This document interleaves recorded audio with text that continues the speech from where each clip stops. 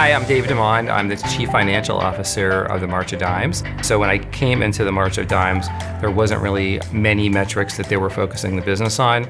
So just by reaching out to Gartner, they helped me with many of the things I was struggling with in terms of how other industries are doing it and how we could move forward by kind of emulating what other industries do.